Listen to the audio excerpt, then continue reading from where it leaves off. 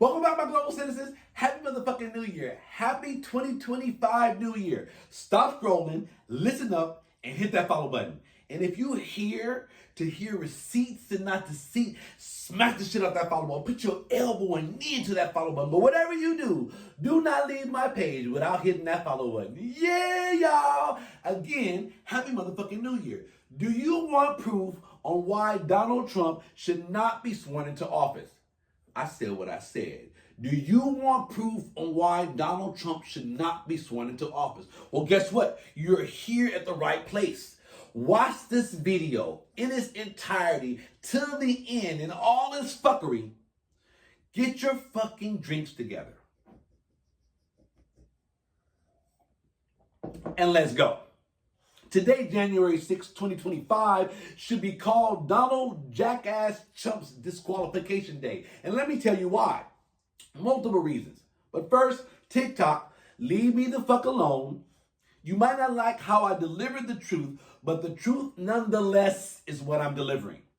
Trigger warning! The shit I'm about to say in this video is going to be offensive as fuck, so I wrote it all down. And it's going to offend whites, blacks, Latinos, immigrants, and any of you other imbeciles that voted for Trump. Fuck your feelings, and let's get into the facts. Now, I needed to take a break from making videos after you stupid fucks voted for a felon over a prosecutor. Hurt me to my core. And now I'm ready to give you assholes what you really deserve, the unapologetic truth. Let's go. So, first, let me give shout out to Madam Vice President Kamala Harris. On January 6th, today, do not certify a felon to become the President of the United States. Now, I've been shouting that all night, but I didn't get the shit out early enough. And then Madam Vice President puts this video out. Watch what she says to me telling her, do not certify this fucking felon. And I'll be right back. Peace. The peaceful transfer of power is one of the most fundamental principles of American democracy. As much as any other principle, it is what distinguishes our system of government from monarchy or tyranny. Today at the United States Capitol, I will perform my constitutional duty as Vice President of the United States to certify the results of the 2024 election. This duty is a sacred obligation, one I will uphold, guided by love of country, loyalty to our Constitution, and my unwavering faith in the American people.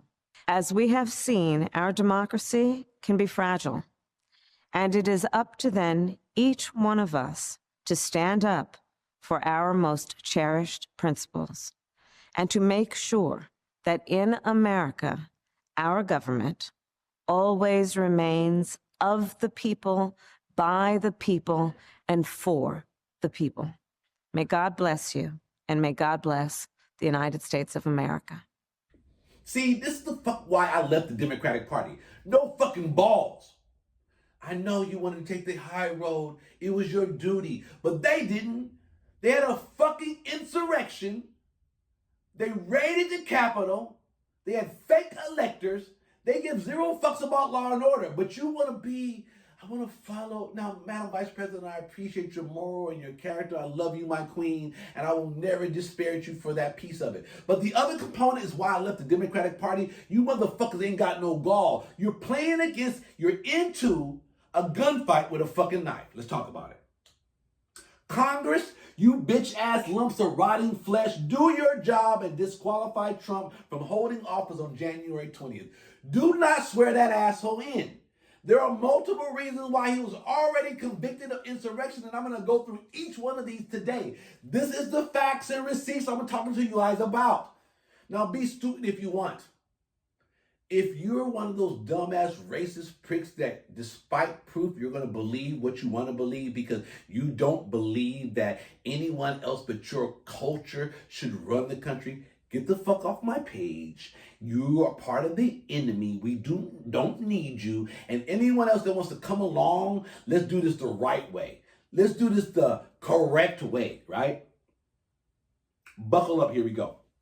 Dear America, This is the story of how in 2024 you dipshits voted a felon into office. Let's go. So I'm going to read over stats that you can Google and find on your own. But this is what you guys voted for. And I waited purposely for them to all come in and went to a single source, the governmental source, of voting on what you voted on, which I'm sure you knew, right? So, white people, you voted over 60% Republican to get Trump into office.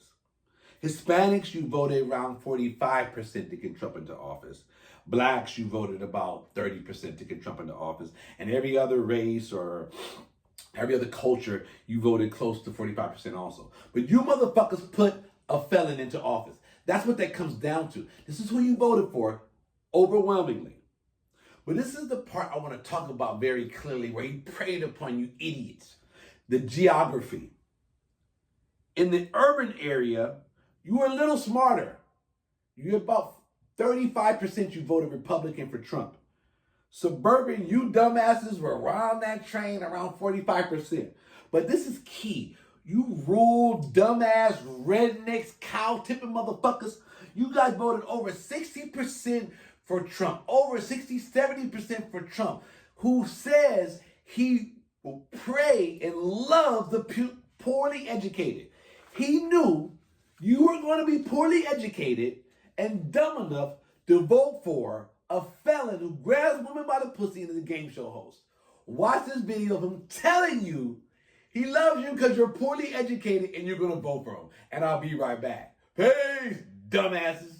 With young, we won with old, we won with highly educated, we won with poorly educated. I love the poorly educated. Now, ladies, you don't get a pass on this. You are dumb as fuck also. I'm sorry I had to say it. I love you. But you voted for an idiot felon over a prosecutor. Let's talk about the facts. Women between 18 and 44, close to 50% of you guys voted for a convicted felon who says, I like to grab women by the fucking pussy. Let's talk about it some more. Women who are over the age of 45, now E. Jean Carroll, who's over 45, would be completely fucking offended by almost 50% of women also voting for a guy who forcibly put his finger and penetrated her and voted and put into Supreme Court individuals that took away your right to choose about your own body. Women, what in the living fuck are you thinking voting for Donald Trump? I'm just giving you the facts of the previous election, and then I'm going to give you the facts on why he should not be voted into office. But this is how y'all voted. This is what it is. Let's go. Now we're at the intersection of race and gender. How do we vote by race? Let's start with my colonizing white folks. White men, over 60% of you motherfuckers voted for Trump. And I'm going to tell you how stupid that is. Because you wanted him to drain the swamp and talk about the small man and be down for the middle man, the person that's forgotten. White women, you over 50% also voted for Donald Trump, who wanted to grab you by the fucking pussy. Dumbasses. Hispanic and Latinos, he wanted to deport your dumbass. Hispanic men, you voted to close to 50% for a person who called your... just doesn't respect you as even being human, but you, because your proximity to white makes you think that they're going to respect you more. Dumbasses. Latino women, you're in the same place. About 40% of you voted for a guy who doesn't respect you and wants to deport you back to your own country, even though you probably left for reasons of being terrorized and murdered.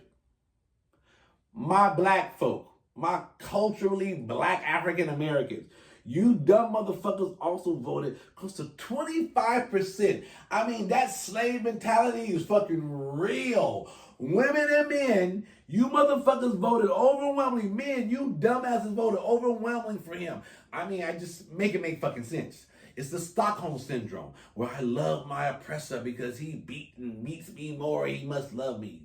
Stupid fucks. Hey, dumbass white men, I did write something. They voted for the pedophile game show host promising to drain the swamp. He's taking political advice from Elon Musty, V-Big Baloney, and Jeff Bezos. Corporate billionaires who don't give a shit about the American people. You deserve everything you get. Simple-minded, colonizing fucks. Attention all cooning black Republicans. Y'all not getting away. No. Charleston Dead-Eye White, Coon's Concubine Owens, Byron Ass Liquor Donald, Tim Mush Mouth Scott. Trump has a special plantation for you illiterate, black-faced, minstrel show conducting Sambos. We will forever be subjugated physically unless we free our minds mentally. Idiots of a feather flock and pick fucking cotton together. Now, dog, get over there. You see I'm taping, bro. What's going on? Latinos, your proximity to white people does not and will not make you white. How dumb are you to vote for a racist shitbag that will then deport you? He ran on a platform of deporting your ass. Hold on, y'all. Don't go back. Take a sip so I can stop hollering.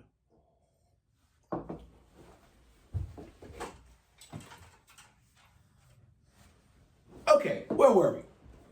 He ran on a platform of deporting your ass. How dumb are you to vote for a racist shitbag that plans on kicking you out the country?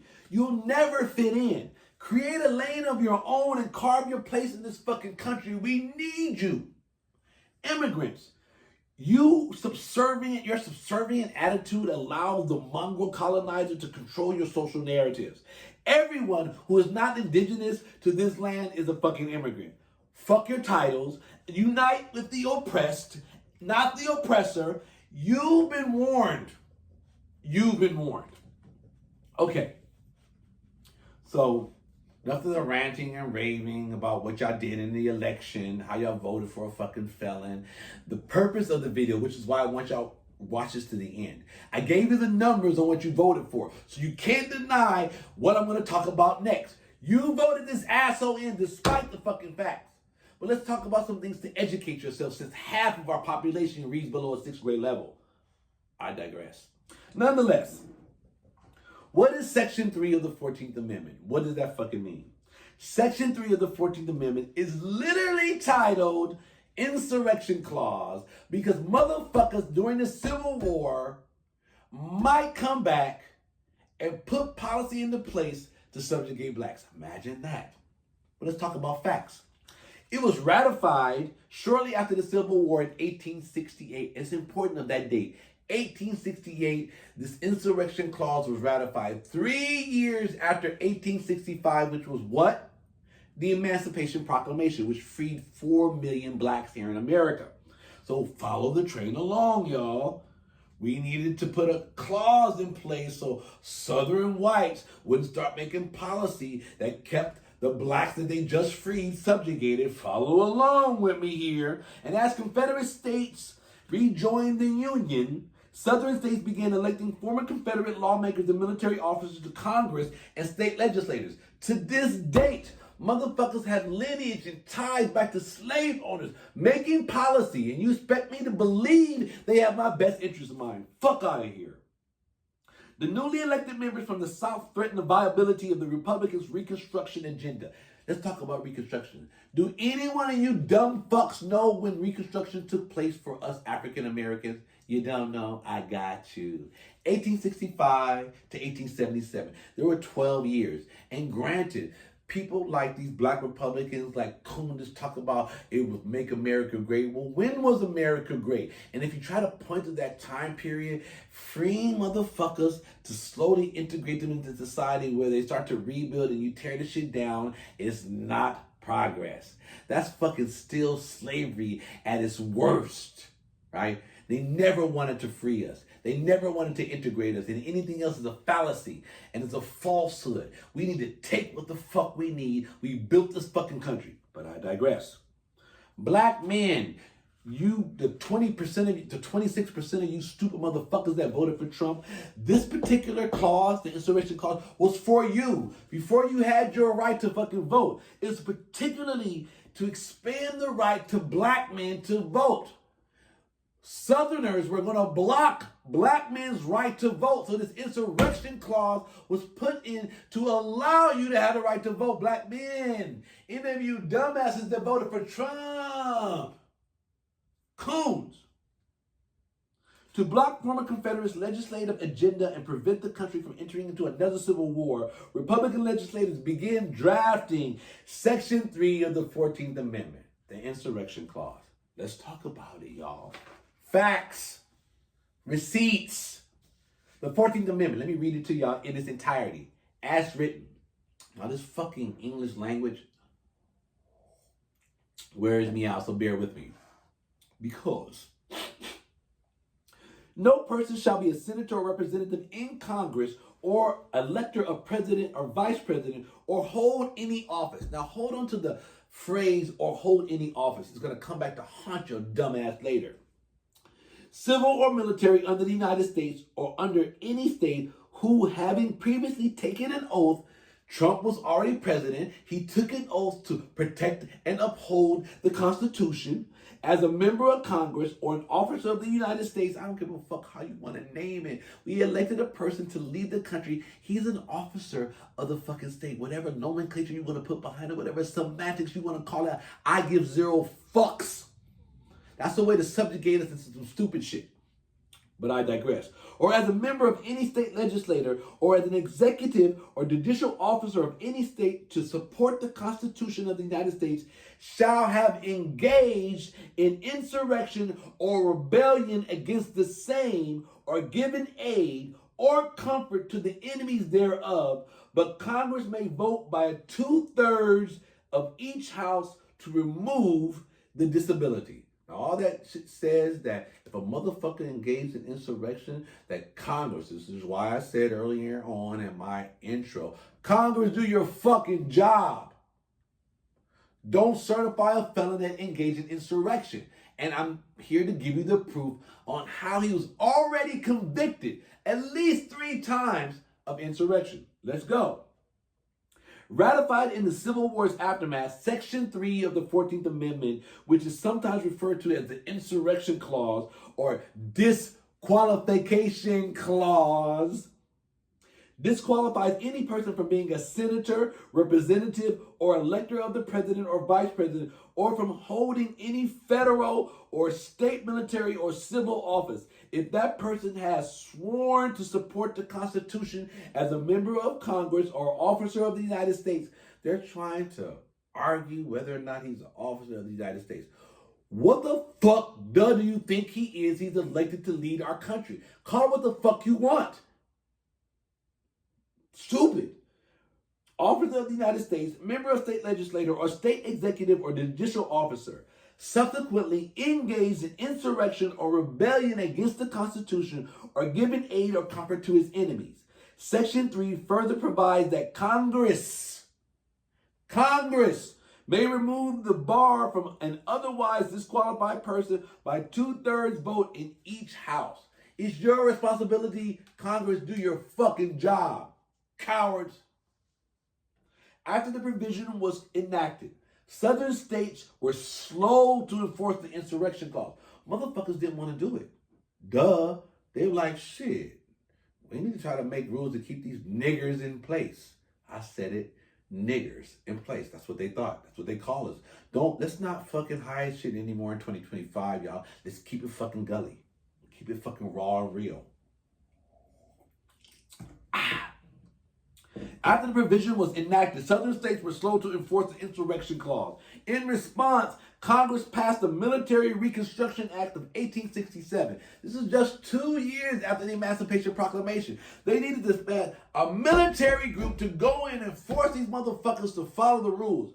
I digress. To enforce Section 3 and prevent Confederate loyalists from participating in ratifying conventions. After the 14th Amendment was finally ratified, Congress passed the Enforcement Act of 1870, 5 years later. So, they needed several amendments to the initial fucking clause because Southern states, white, racist, colonizing European motherfuckers did not want to give equal rights to their newly freed African-American slaves. That's what it was. And all this is the impetus to keep us subjugated. But you fuckers think that we're in the 21st century, that we're free of that thought process. No, it's just not overt. It's hidden, and you stupid motherfuckers are falling for it. But let's go. There are 3 different laws they had to enact to force these Confederate motherfuckers to follow the law, right? To keep shit right. Today, this 158-year-old provision has propelled our entire nation into uncharted territory. Upon the announcement of former President Donald Trump's 2024 presidential campaign, questions began to arise and surface about his eligibility under this particular Section 3, given his actions leading up to the January 6, 2021 insurrection. Because it was a fucking insurrection. Call it what it is. Across the country, dozens of challenges were filed with one overarching question. Is Trump disqualified from office under Section 3 of the 14th Amendment due to the involvement in the January 6, 2021 insurrection? And I'm here to give you the receipts on why he should be disqualified. Rock with me here, stay focused, and let's go. Take a sippy sip. This is where we're about to get real. To answer the question, courts have considered three substantive questions. 1, did Trump engage in insurrection? 2, does Section 3 of the 14th Amendment apply to the office of the president? 3, does the oath that Trump took constitute an oath to support the Constitution, which I don't even know why we're fucking questioning. Of course the fucking President of the United States should honor the fucking Constitution, but I digress. And lastly, did Trump engage in insurrection? I read that one. Actually, that was first. Did Trump engage in insurrection, right? Okay. So challengers to Trump's eligibility have argued in court filing that Trump engaged in insurrection. They say it. People have challenged him saying, why is this motherfucker on the ballot why was he on the ballot? Why did we allow him to run? Why are we certifying him? And why are we swearing him in?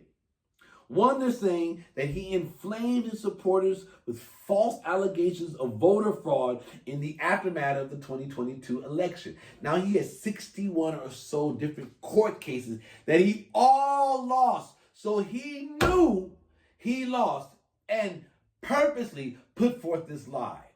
Purposely, as the president of the United States, he incited insurrection. Let's go. And he attempted multiple schemes to overturn the election. Fake electors. There were fake electors chosen in swing states to alternatively vote for Trump after they didn't certify the election. This was a fucking plot and scheme that he engaged in, promoted, and perpetuated, and waited in the day when the insurrection took place to see if he would win. After a week-long trial, a Colorado judge agreed and found that Trump did engage in insurrection. Let's talk about this first proof. The Colorado Supreme Court upheld the trial court's determination, finding that the evidence amply showed that President Trump undertook all of those actions to aid and further a common unlawful purpose that he himself conceived and set in motion, that he himself conceived. They didn't say that he was a part of, he conceived and set in motion. They found proof of that. To prevent Congress from certifying the 2020 presidential election and stop the peaceful transfer of power. Unfair.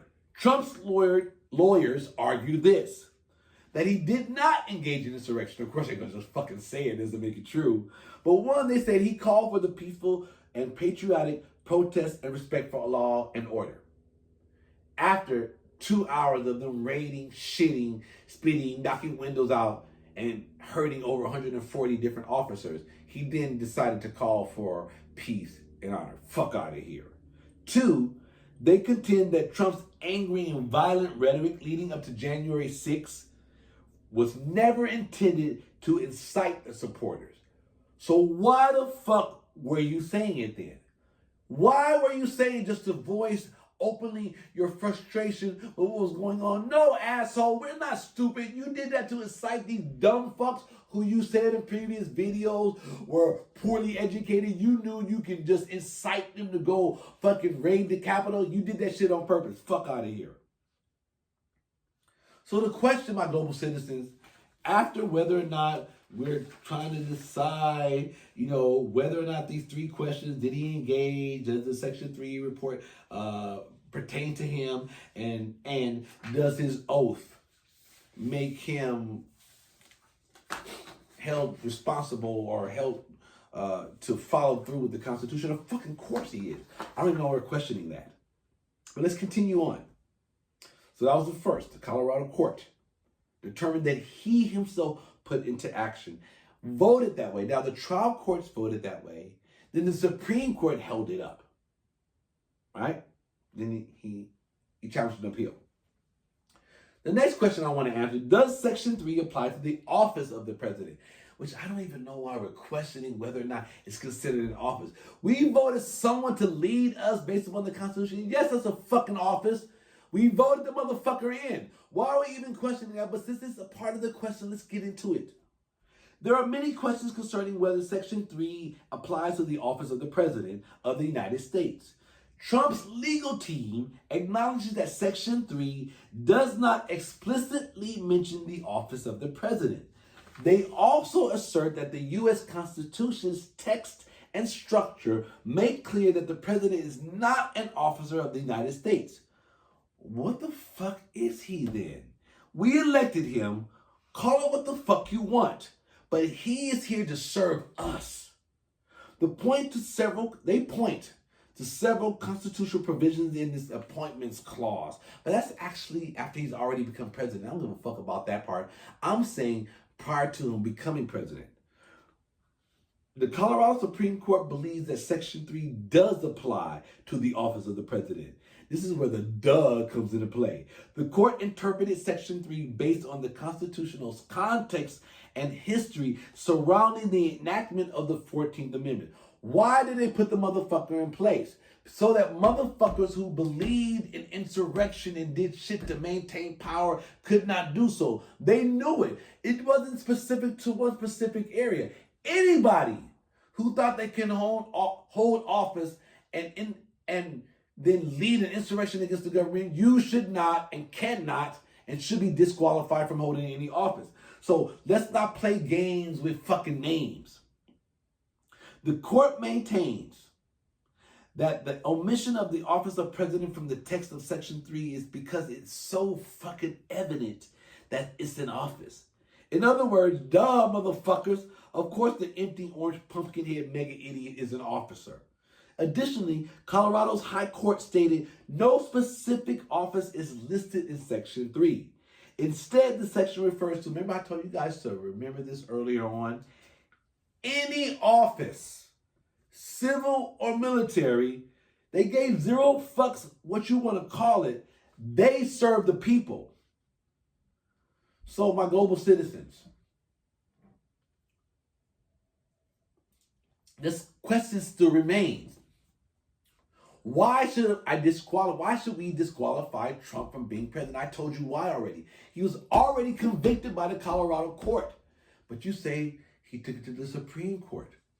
Okay, we'll get to that. Really good point. I'm going to tell you what the Supreme Court negated and what they didn't. But let's continue to talk about it. Does the oath that Trump took constitute an oath to support the Constitution? The final question concerns whether the presidential oath that he took in 2016 and 2017 is an oath that requires a pledge to support the Constitution. Duh! What other document would he support? Would he champion if it wasn't the Constitution? Why are we even questioning whether or not his oath meant the Constitution? But I digress. Trump lawyers, listen to this, guys. This is the nonsense we fucking deal with. Trump's lawyers believe that the presidential oath does not include a pledge to support the Constitution. Then what the fuck is guiding his principles, his morals, his values to politically assure that the American people he's acting in the best interest of really receives what we need? The Colorado Supreme Court disagreed. They find that the original language of the presidential oath includes a pledge to preserve and protect and defend the Constitution, which the court found to be consistent with supporting the Constitution. So let's not argue over fucking semantics. We all know that we expect any fucking presidential candidate that's elected into office to follow the fucking Constitution. Get the fuck out of here. This is crazy. This is why I believe that we, the people, have to take back our country. We need to expand the Supreme Court. Because in the current United States Supreme Court, in its only decision, specifically, it's never made a decision interpreting Section 3 of the 14th Amendment. But in its only one, the Supreme Court of the corrupt, colonized U.S. held unanimously in Trump versus Anderson that the states, now listen to this, this is where verbiage matters, that the states, Congress, I need you to do your fucking job. Kamala, I asked you do not certify the election, but you did anyway, but I digress. But Congress, the Supreme Court says that the states cannot enforce a federal law. That's the only provision that they said. That's the reason why they kept them on the ballot. Because they said the states cannot enforce an interpretation of a federal law. They said that Congress needs to do that. Did they just admit that he was an officer or ongoing to be an officer of the federal government? The fucking hypocrisy is real. But in this ruling, the U.S. Supreme Court is actually stating that the states cannot determine or decipher or interpret or enforce a federal law. Fine. Congress, you do it. But what they did not do, which is what I want to relieve you guys of this mental fucking break on, is that they didn't relieve him of being convicted of insurrection. Nothing in the text speaks to him being relieved of being convicted of being an insurrectionist. He was convicted of that. And based upon that, he should be disqualified and not certified or sworn into office. In so ruling, the Supreme Court reversed the decision of the Colorado Supreme Court that held a former President Donald J. Trump to be ineligible for the office of president under Section 3 on the ground that he had engaged in insurrection and therefore could not be listed on the Colorado presidential primary ballot. He was still convicted of insurrection, but could not be removed from the ballot. Now I need to drink. My global citizens, Trump was also convicted in Maine of insurrection, and the court told the Secretary of State to wait for the decision from the Supreme Court and wait till it was finalized. Maine relied on the same evidence Colorado did, came to the same conclusion. This is the second state that came to the same conclusion that he committed insurrection and that he orchestrated it. Trump was also convicted in Illinois of insurrection and was removed from the ballot. He appealed, and again the Supreme Court's interpretation that the states can't enforce federal law allowed the leathery orange diaper to proceed. So Congress, you lame duck bill platypuses need to do your fucking job. The House convicted and impeached the pasty beached beluga whale twice. The cunts in the Senate voted 57 to 43, including 7 Republicans, voted to convict Diaper Don, but you need 10 votes, or they were 10 votes short of the 67 required to convict him. But they voted to get that ass out. So I said what the fuck I said. We should disqualify this ignorant man baby from ever running for my country again. My global citizens, I'm here to bring you receipts and not deceit. I need you to like, follow, and comment. Watch my video to the end. I love y'all. But we cannot have a convicted felon as the U.S. President of the United States. 4 years ago, the President of the United States attempted a violent coup. 3 months ago, Americans reelected him. Here's what January 6th shows us about what Trump 2.0 will be like. 3 key facts. Number 1, MAGA leaders are trying to rewrite history, so first, let's be clear. January 6th was a violent, deadly, criminal attack on the United States that wounded about 150 Capitol Police and led to at least 7 deaths, as determined by a bipartisan Senate report. At the time, virtually everyone agreed Trump was to blame. There's no question, none, that President Trump is practically and morally responsible for provoking the events of the day.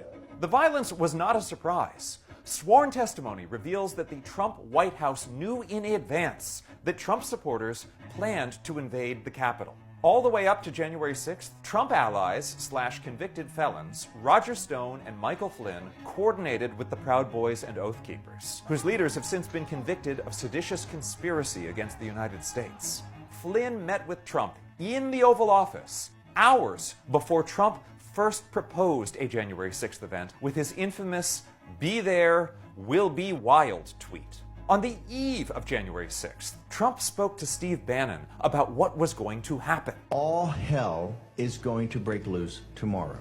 And on January 6th, Trump knew that the crowd had deadly weapons when he ordered them to go to the Capitol and fight like hell. We fight like hell, and if you don't fight like hell, you're not going to have a country anymore. Then Trump watched the violence unfold on TV, refusing to do anything to stop it for hours. The evidence of Trump's guilt was strong enough for a grand jury of ordinary citizens to charge him with 4 felonies, for which he would have been criminally tried if the MAGA justices of the Supreme Court hadn't intervened.